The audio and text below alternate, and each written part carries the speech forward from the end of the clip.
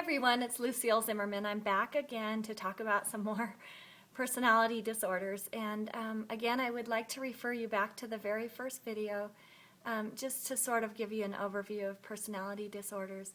The reason I'm doing this again is not to give anyone a label, but to try to help you have a classification for different types of people and to help you step out of their dance and the difficult ways they treat people. Again, most of these people, I see it as a developmental wound and have not figured out adult ways of behaving. So imagine a child that has a very pervasive way of seeing the world and has not developed adult skills to deal with people. So today we're going to be talking about antisocial personality disorder, and this is my least favorite, and I think you'll see why.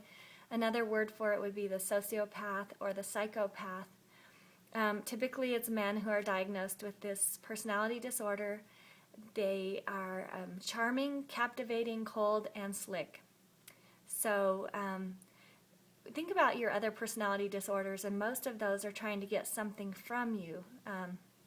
You know, either protection or compassion or rescuer, but the sociopath actually wants to control you and manipulate you.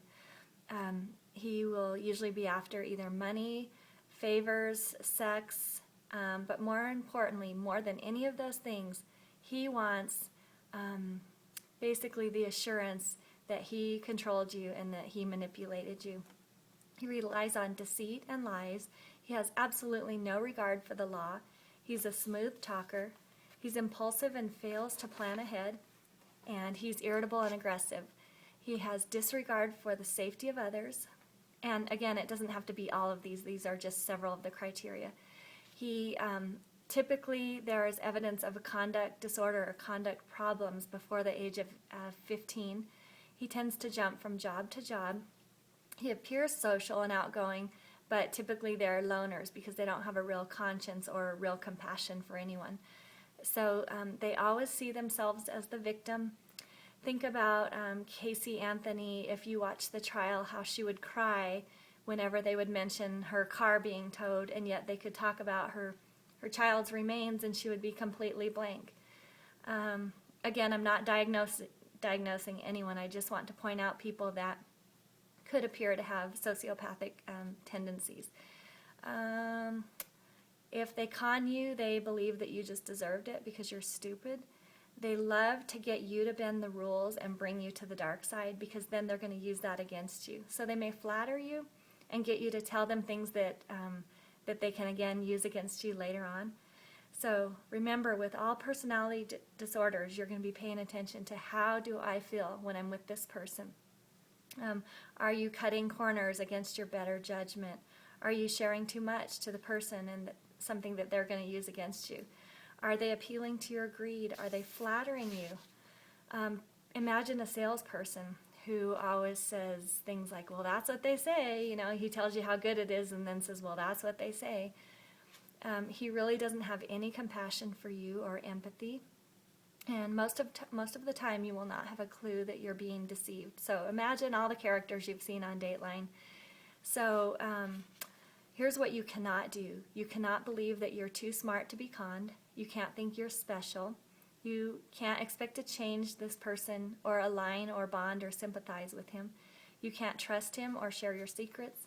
You can't go against your better judgment. And you can't think that he respects you at any cost. You cannot appear weak, and you cannot think confronting him will work. You cannot try manipulating him back, and you cannot lie for him. But here are some things you can do. You can be wary, you can mistrust, you can be entertained, you can say no, you can give him nothing, you can avoid guilt, you can talk to other people and talk about the things you see happening, and you can trust your feelings. Our prisons are filled with these types of people with antisocial personality disorder or sociopath or psychopath. Think about Hitler. Think about Bernie Madoff. He had more money than he could ever spend, and yet he got a thrill out of cheating and robbing the very people that he could smooth talk. He was never going to be able to spend the amount of money that he was getting. He just loved to have the power over people.